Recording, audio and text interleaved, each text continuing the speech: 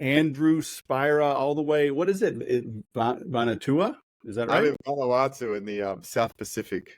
Ah, all right. You originally from New Zealand? Is that right? I'm a Sydney boy through and through, Sydney, Australia. Oh, gotcha. Hey, I was close. I mean, I didn't wasn't like Sweden, right? Or New Mexico. I think my colleagues in Sydney would disagree that you were close, but I can agree with you. It was close enough.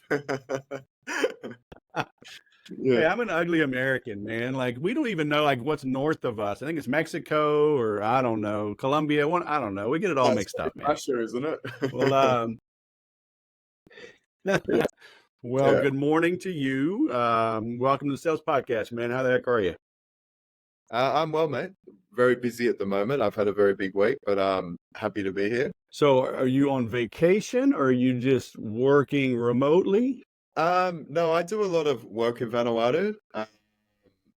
So um, I've turned into a bit of a digital nomad. I was living in Sydney. I had the big house and I had the cars and um, I had the trophy girlfriend, and it just didn't. I wasn't happy. It didn't do it for me. So I sort of thought, how can I, what's going to work for me? And I really evaluated everything. Um, and I'm like, all right, I'm going to spend the whole of 2024 being a digital nomad. So I'm kind of living between Vanuatu, Philippines. I've got a lot of good friends in Vanuatu. So I enjoy being here. I've also got a lot of friends in the Philippines. I've been in the BPO industry there for 8 years now since I started my career, and I like spending a lot of time there and having fun there. And I've been traveling. I've gone to Europe this year. I've gone to the Middle East. I've gone all over the South Pacific with my business partner. So yeah, it's been a really interesting year. All that money I usually invest into properties or other businesses I've been spending on travel and myself, which I've really, really enjoyed. Nice. I was reading up on your story, Mm. and I want to get right into the whole. What was it? Was it bullying? Was it just a reputation attack? Because that kind of became the impetus for what you're doing now. Is that correct? Yeah, look, I had an incident last year which was a domestic issue, and I'm related to the chairwoman of the National Broadcasting Network in Australia. So, people think I'm this, rich kid from an advantaged upbringing, and I guess the media just hammered me trying to get even on me. So I had something happen.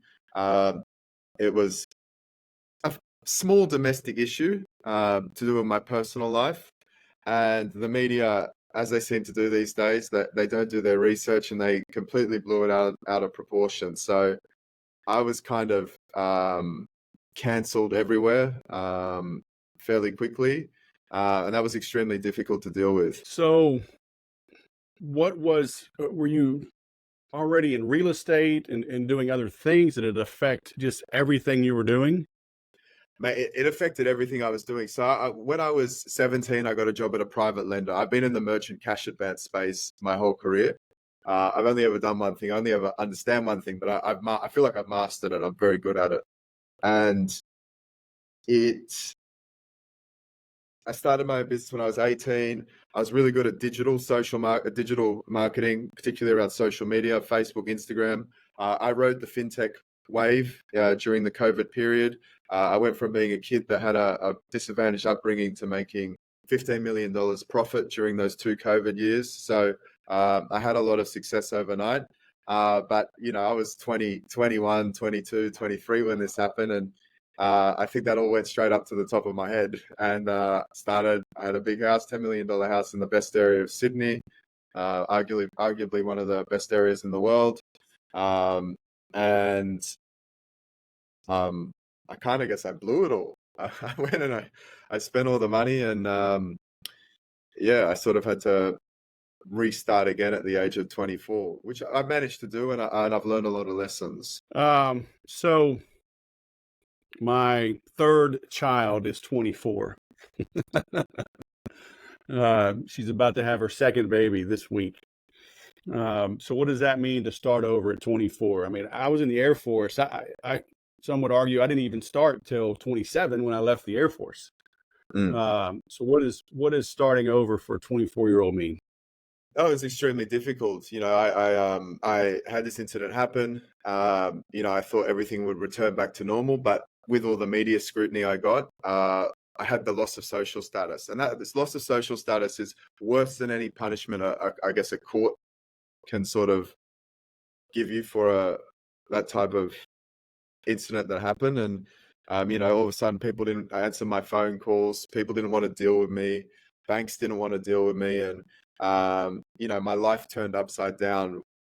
Over the course of 6 weeks, and starting again was difficult. For about 6 months there, something was going wrong every day, and I mean, not just something, like a major issue was happening every day, and I just, I worked through it. I'm my best mate in Vanuatu. He helped me out a lot. He mentored me through the difficult period, and slowly but surely I'm getting out of it. I still have my bad days, but at the moment I'm having a lot of good days, which is good. Yeah. So, I mean, people are going to listen to this though, and they're going to say, "All right, you're young, you've got money in the bank, Mm. you can travel the world. You know, what do you consider starting over?" I went from having a $17 million worth of real estate with my ex-partner, making 80,000 dollars a week, doing 2 hours of work, 2 hours of work a day, to having, with the space of a 6 month self-destruction period, having $9,000 in my bank account, no income, on an ankle monitor, on house arrest, only allowed to leave the apartment for essential services, and that's medical and uh, and grocery shopping, in the middle of the desert in Australia, in a place called Northern Territory, where I knew no one. So that was starting over again. Yeah, Damn. yeah, it was difficult. So, and so was it miscommunication, misunderstanding? I mean, did things No, get cleared up? Like how? look, I left home when I was 15. I met a woman who was significantly older than me when I was 16. We were together for 7 years. We broke up, and I just went on a self-destruction path over the period of 6 weeks, to the point where, I thought I was taking drugs. I had a bad reaction. I thought people were trying to kill me. Um, I then proceeded to get a gun and a fake passport, and um, chartered a private jet from Sydney to Dubai, and got arrested up in the Northern Territory refueling. So it was with Hmm. two girls on board as well. So it was fairly embarrassing. Yeah. So All it was right. it's Well, it yeah, was very that's I would call that starting over. it was starting over. And this happened over the period of six So, months. I just slowly went on this self-destruction path, which I obviously will never do again. yeah, good. Yeah, don't do that. Yeah. Yeah. So then I have two questions. Mm, One, what did you build in order to make 80 grand a week working 2 hours a mm. week? And what are you going to build now? Yeah, okay. So I had a brokerage that was brokering these unsecured business loans in Australia, New Zealand, and the UK. That was Pineapple Funding. That company's been heavily publicized, Pineapple. Um, and I built such a good book. I had 3,000 active customers that were refinancing every couple of months. So I just had this awesome trail commission in that business, which was just funding my lifestyle. But during this period, I stopped generating new business, and clients drop off. So over the course of 18 months, I had this epic trail book which just produced to nothing. What am I building now? Look, I had a big wake up call. I learned a lot of good life lessons. I turned into a man during this period. And I sort of thought, well, how can I reinvent myself? And now I'm building a business. Everything I build now, I'm building it for two generations below me. I'm building a business which is going to last forever, and that's what I think about. Will this process last forever? Will this business last forever? And that's what I'm thinking. Every decision I make every day, and you know, I've built another group of fintech businesses which are doing online lending. and it's doing really well. I've raised a heap of funding. You know, we're already profitable after 6 months, so it's doing really well. So well that I've got all these private equity firms contacting me, but I can't take any more funding because I've already got too much funding. So you know, I learned a lot of lessons. I learned about, in terms of business, I learned about delegation. I learned about leadership. I learned about um, um, managing large amounts of money. The skills I've learned during this period have been, and I also learned how to navigate crisis situations very well, which is, you know, it's been handy with the work I'm doing in Vanuatu. At the moment, I'm involved in stuff over here. I'm helping rebuild a cyclone affected area in an island called Tanna here. I'm regularly traveling up there. I've put a lot of money into that. I'm involved in a project on a Fado Island, helping, I guess, deliver clean water to people in a certain village which are heavily affected by land erosion.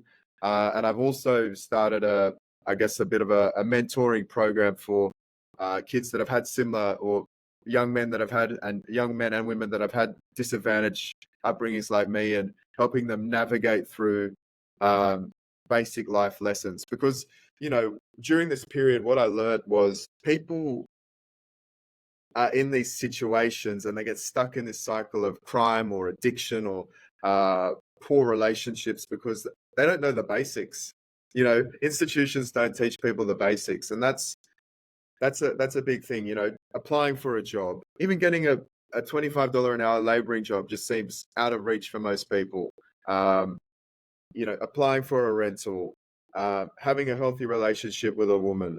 You know, and I think through all the adversity I've had, I've really learned to master a lot of these skills. So did people, I mean, it seems like you rebuilt some trust quickly. I mean, people are coming back to you to place money with you, right? Mm. So how were these older existing connections? Are you Yeah, building it look, from scratch with new contacts? Like, how do you overcome something? Because, I mean, that's dramatic, right? I mean, being home with an ankle monitor and then that's not exactly exuding confidence. Say, hey, let me give you $1 million and go grow it for me. I think it was the way I navigated the situation. I worked so hard, and everyone always knew that. I'm one of the hard workers in the space. I was always very ethical. You know, uh, and I always looked after people. So I was accepted back into what I do straight away. And people in the industry actually helped me out. So, um, you know, that's another thing that motivates me a lot. The help I got during this period, it's sort of it motivates me to work so hard every day. Um, and off the back of that, you know, I've made new connections. Like I've got not only do I have my old network now, I've sort of developed a new network, which has been really cool. What do you say to people though that this new network, they Google you, they go, okay, dude, a year ago, you were in house arrest. I mean, I guess you got to just own it, right? You just own it. I'm upfront about it. To be honest, a lot of the people I deal with don't care about it. Mainly these days, I'm dealing Yeah. with high net worth people, Yep. which is they don't look at these types of articles. They deal with you on face value. So it's not a major issue for me anymore. Like I get the odd person, you know, that wants to be, you know, a hater or in the hero squad, but it's it's really not impacting me anymore, which is good. Yeah. So why not go back into the business you were in before and just stay selling and just keep your foot on the gas? I have. I have. The only thing is, instead of brokering now, I'm lending because the brokerage business is now saturated, and there's not as much Okay. money in commissions because, you know, we're in a recession. People aren't putting money into fintech businesses. Fintech's not the buzz anymore. So I'm doing the same business. We're just lending now. So I've developed my own platform which automates the whole loan process. Um, and basically a customer comes in now, and instead of referring them out, we're directly lending to them. And obviously we get a bigger margin with that. Okay, gotcha. Yeah. So good. Yeah, because I was like, man, it seemed like you're just totally shifting, but would you say you moved upstream or downstream, or is it a I lateral moved, move? What? I moved upstream. Yeah. We'll, Okay. we'll, Cool. in my last biggest year at Pineapple, I did 7 million. We'll do close to 50 million this year turnover Oh, in year nice. 2. Yeah, this business was on the cards the whole time. It just took me obviously I had a detour in between. It took 2.5 years um, 2.5 years to get the platform built and the process right to, understand what's creditworthiness. That's the biggest thing with me. I'm great at sales and marketing, but I had to get the creditworthiness right. And I feel like, I've originated 250 loans now. 80 are fully paid back. 162 are active, and we've got about 7 or 8 clients in arrears, which is pretty normal for these short-term loans. Mm-hmm. So, I mean, there are people much older than you that have never done anything close to this. Never closed a 6-figure deal, never closed a 7 million or 7-figure deal. How did you do this at such a young age? How do you have the confidence? And how do the investors, like my son, my second son is 26 and he has a baby face. He's doing well in real estate, but it's an obstacle. He's meeting with people. He wants to get listings, 7-figure listings. And, older people with a $1, $2, $3 million home, sometimes they want to see somebody with some gray hair list their house, Yeah, no, that's a or, really good question. So I've got corporate governance now. That's one thing I was lacking before. So I've put together a board of people, which provides the governance. And every decision I make now, I actually bounce off someone. And I think even if I was 35, I would be doing that.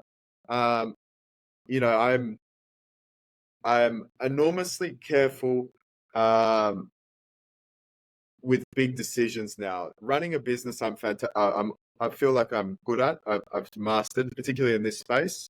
But for big decisions, I now bounce it off at least 1 or 2 people on my board, and I think the performance of a business speaks for itself.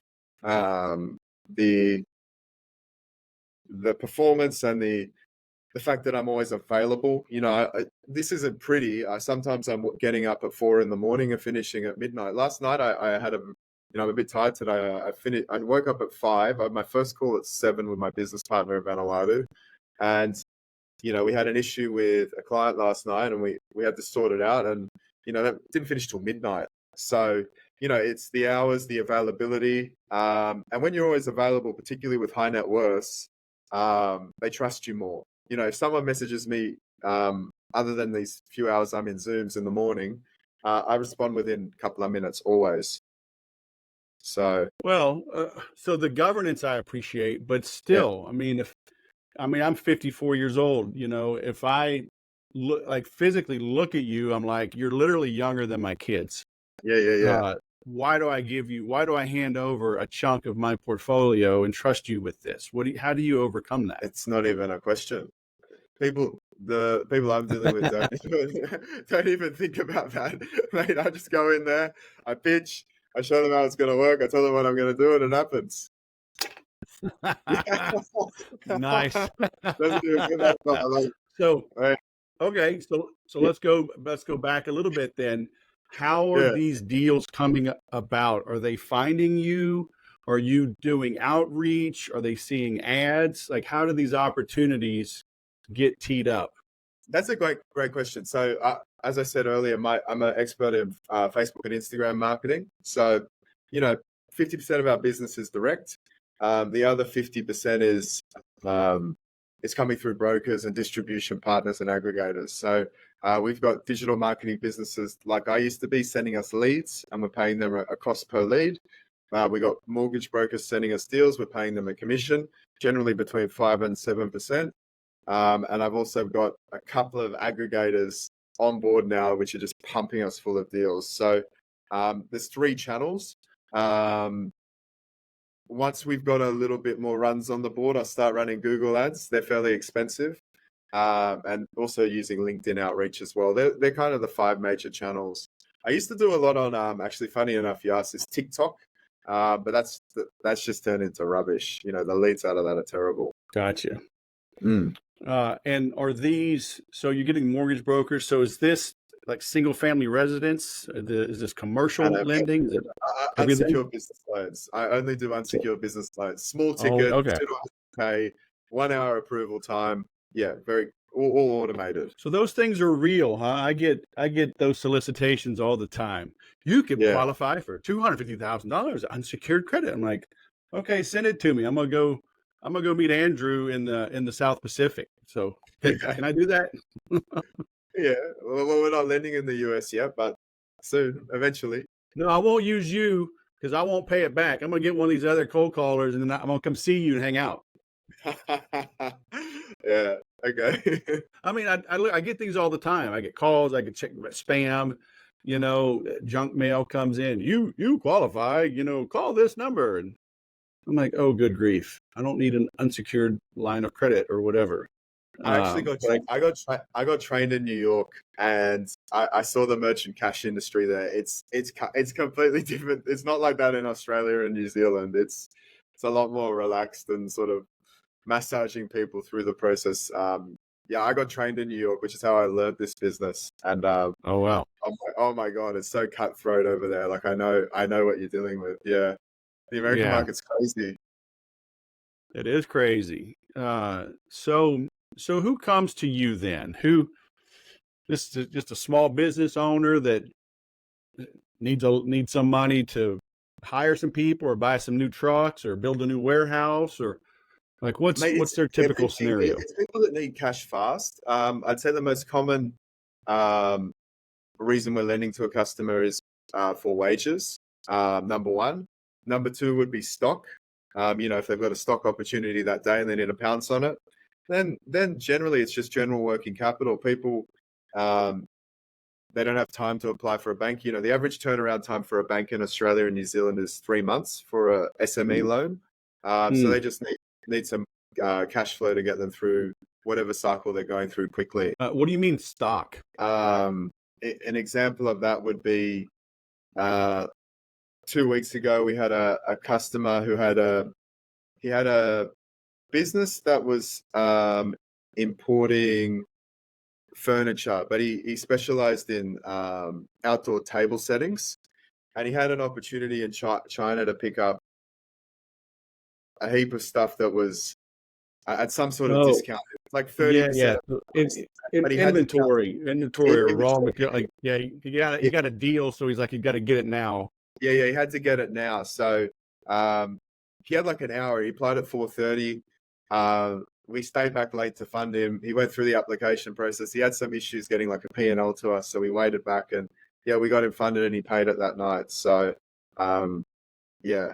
And we checked, I've got software. We check if they're being truthful, and he did remit the money to this company. So yeah, it's good. Generally, we're helping people. I'll tell you a funny story. I've been in this business so long. Every year the customers, they're so happy with you because you help them out of whatever situation. I get a lot of Christmas cards and Christmas hampers. And my ex-partner and I, we had a holiday house up at Shoal Bay, and for whatever reason we went overseas instead of going to a holiday house. We had 10 hampers waiting on our front porch, and we were watching the cameras, and they sat there for 2 months while we were away. Yeah. Wow. Yeah. What percentage of your customers are first time? Like this guy, does he just literally hop on the internet and go, private money, boom, like in a frantic search, calls you and does a deal? Or, are they cultivating this over time? And it seemed like he needed it now. I mean, if I had to guess, he just looked, found you, did the deal. That's it. So he came direct. That was an Instagram lead. So I didn't ask him. Maybe he bookmarked it and then he's come back through and clicked on the link. Was it an ad or a post? An ad. Well, I don't do content, just ads. I should do content. It's on my list of things to do, but it's not a priority. Yeah. in terms of your question, the average life cycle of a customer in this space is 7 deals, 3 years. So a lot of the business is repeat. Um, the SME market in Australia, it's a $350 billion market per year. That's the small business side of it. There's another 130 billion of it, which is medium-sized businesses. But the actual space we're in, this small ticket 2 to 100K space, it's small. The customers bounce around. So I would say 30 to 40% of the customers are repeat business at the moment. Yeah, cool. It used to be higher. It used to be higher, but because of the economy, a lot of people, their credit worthiness has gone down. So we're seeing borrowers then, now we're getting higher socioeconomic areas, borrowing from us because, there's just no money in the market. It's crazy at the moment. This guy, how much did he borrow? He borrowed $33,000. Okay. So I'm assuming he's buying, 50 grand or even $80,000 or maybe even 100 for 33, right? So he got a great deal. Mm. How long will it take him to turn that over? Will he go get like traditional funding to secure that against the asset so he can pay you off and not have a higher interest rate? Like how does he cash flow that out? Yeah, that's a good question. 1 in 3 customers pay us out early. So they'll refinance us with a traditional financier. And the other 2 and 3, generally the average time to pay us out is about 9 months. So the loan term's 9 months. Yeah. And what are typical terms? Or is it a 1 year, 2 year deal? Yeah, they're 3 to 12-month loans. And the average loan term is 9 months. Okay, so that's just the typical is a 9-month loan. Okay. Yeah. We try and sell it at 9 months just to limit exposure. But obviously, sometimes customers want to negotiate and we're flexible. Yeah. Well, and I've done creative real estate, they call it, over the years. My son is doing that now. People on the outside looking in don't understand that they'll see interest rates and fees that under normal circumstances and conditions are very high. But when you have leverage, if this guy can buy, because maybe he bought, $100,000 worth of goods for $33,000. And then he's gonna use that, let's say he has a 100% markup, he's gonna turn that 33 grand into 200 grand. And so, okay, let's say he pays 10 grand in interest and fees. People go, that's atrocious. It's 30, approaching 30%. That's usury. But it's like he's going to make $167,000 because he was able to move quickly. Do people just not understand? Like the common person they just don't get it. They just don't get it. When I started my business, I was borrowing at 20-25% to get back on my feet. Now that's gone down. You've got to have a long-term vision with leverage. It's not always cheap. I was 3 years ago, I was borrowing from Commonwealth Bank at 1.79%. And to get restarted, I had to borrow from private people at 25%. Now I'm borrowing at 15%. So you've got to have a long-term plan and strategy. And I think with all the mistakes I made the first round of building wealth, I could see my weaknesses and flaws, and I'm trying to play against that now. I'm playing to my strengths always. Very cool. So you're going to stay the course with this, you think, for what, 5 years, 10 years till you retire? I have been doing this for so long. I've got an equity partner now. He owns 25%, and he's like, oh, we could sell it for $1 billion, or because I'm in that space where the companies, they sell for those big multiples, and I wouldn't know what to do with myself. I used to real estate invest like a sport, but I'm kind of not into that anymore. I don't like all the paperwork and being tied down. It would be good to, I guess, build this business up so that I'm not working 15, 16 hours a day. And I'd like to get more into philanthropy, which is why I started AndrewSpira.me. I've actually got 300 subscribers to that website now. So that's mainly people in Australia and New Zealand from disadvantaged upbringings that are just looking for some basic guidance. Nice. Yeah, Yeah, I mean, just keep working, keep earning, that's it. right? Over Repetition. time, well, repetition, and over time it gets easier and easier. Mm, And, even when it gets boring, I mean, the goal really is for it to get boring, because that's when you can have breakthroughs, right? When you're not living hand to mouth under mm, just constant pressure and stress, your mind can wander and connect bigger dots farther apart, and that's when big breakthroughs happen. And the more money you make, the more philanthropy you can do. So I think we got it crazy in this world. And I don't think it's an accident. It's like, I don't want to retire. I both of my in-laws live in 55 plus communities, and they're close to us. I mm. think it's a shame, because our neighbor across the street, they're both retired, and they're very helpful to everybody on the street, because they're retired.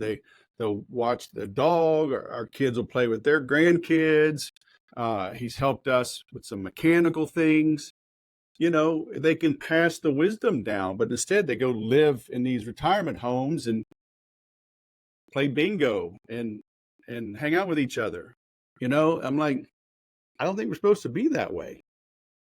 I Um, agree. You got to keep the mind active. well, and they stay active like he does, but they're just playing. They're playing games. Mm. Now, of course, they're close, so we see them a lot. But I think the young learn from the old, and the old stay young by being with the young. you know, Yeah. Playing with kids, bouncing kids on your lap. So, but we have this notion, oh, I'm gonna hit 65, and those be my golden years.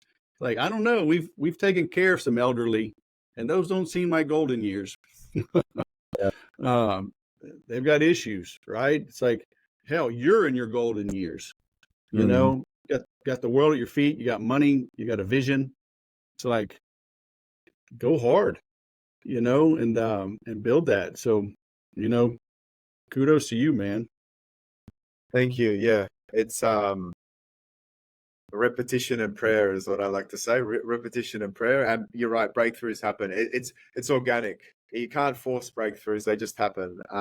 Yeah. Yeah. Just to speak to that, that is actually, you just mentioned a huge fear of mine. I don't want to end up like that. Just sitting around waiting, and yeah, that's Yeah. a I mean, big what are you thing. going to do? It's like, I don't want to golf.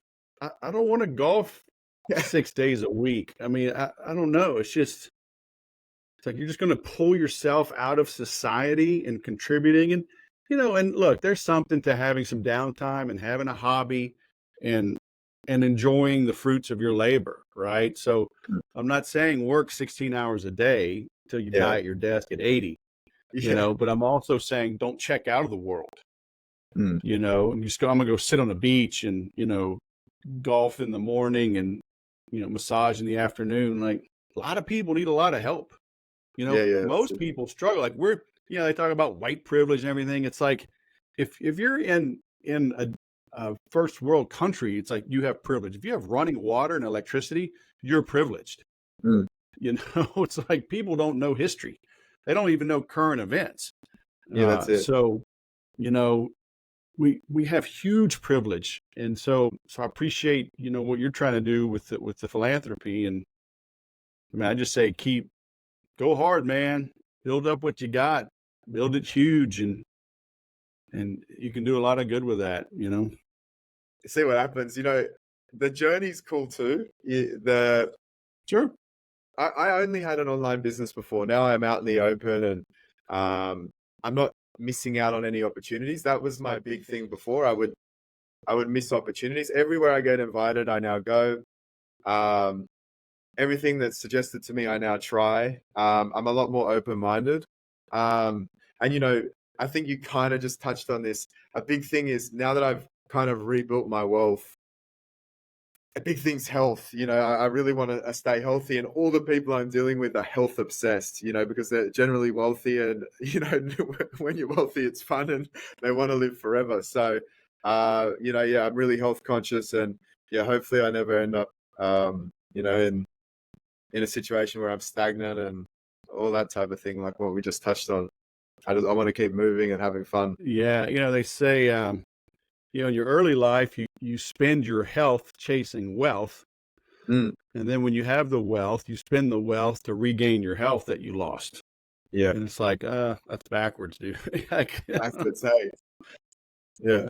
But it's that keeping up with the Joneses, and the same thing, I was married at 25, our first kid at 27. And at the time I felt kind of young, but looking back, it's like we should have started earlier. But, in the same thing with the health and wealth, it's like modern women spend the first 15 years of their reproductive years doing everything they can to not get pregnant because they think, oh, I can have a kid anytime. Then they realize, oh, that's not true. Then they spend the last 15 years of their reproductive lives spending all their money and energy and prayer trying to get pregnant. It's like we take a lot of things for granted in this modern world, and I don't know that everything's better right It's not now. better, and that's why You I know what I really mean? like countries, because traditional values are still alive here. Women don't think like what you just said. It's very traditional. So that's why I'm trying to spend more time outside of Australia and New Zealand now. I spend a lot of time, as I said, in Vanuatu and the Philippines, because I like the values there. I like the Christian morals there. I like how the women treat the man there. I'm very into that. Yeah, good. Well, and look, men screwed most things up, right? So Yeah, that's it. men are pigs. So Yeah, don't be one of those, and life will be pretty good for you. yeah. Very, very cool. So what time is it for you now? It's 9:45 a.m. What time is it for you? Okay, yeah, 3:45 p.m. Okay, cool. So well, I will let you go make some loans, man. How about that? We're gonna make I've some got all loans your today. info. For a big day. I put the team to work. I booked you at the same time. We have a morning meeting at 9 a.m. I quickly logged onto that. I said, "Pump it, guys! Big day. We just got a heap of new funding. Let's go!" Everyone was like chest pumping, and then I jumped on this call. So I feel like it's gonna be a good day. I did a 2-hour workout this morning. I'm feeling happy today. Look at the weather. Nice. It looks good. My weather's similar. Yeah, Southern Cal's pretty nice weather-wise. yeah. I want to go All back to right, the Sean. States. I want to go back to the States. I'm really keen. I love it there. Well, if you come to Southern California, let me know. You'll probably come here before I'll go to you. I think you're definitely correct there. Yeah, I, this is I a don't long way mind off. traveling. My wife does not like traveling. When my son went to a unique college, he was somewhere in a new country every semester, and I met him. I spent a week in India, spent some time with him in London. I was speaking in Slovakia, so I went to see him in London. Spent a week down in Buenos Aires, and we went way down Patagonia. And I was stationed in the Air Force. I was in Korea and the Middle East. So I don't mind traveling, but my wife doesn't like it. So, and a lot of my kids don't. So we just don't. Yeah, I get that. I If don't they like were up traveling. for it, I don't like traveling without a purpose. So I like to now travel yeah, with a purpose. I don't like to just travel and, go look at churches or sightseeing yeah, or anything like that. I like to travel for a reason, or at least find a reason to travel. sure. Mm. Well, now you have one. You have to come see the Sales Whisperer. Yeah, that's it. That is a good reason. That's a good reason. Yeah. All right, so I'm linking out to you. So Andrew Spira, right? Yep. .me. Yep. Thanks for coming on the show, man. It's been great. It's been great catching up with you and hearing your story. And onward and upward. Hey, have a great day. Thank you. Cheers.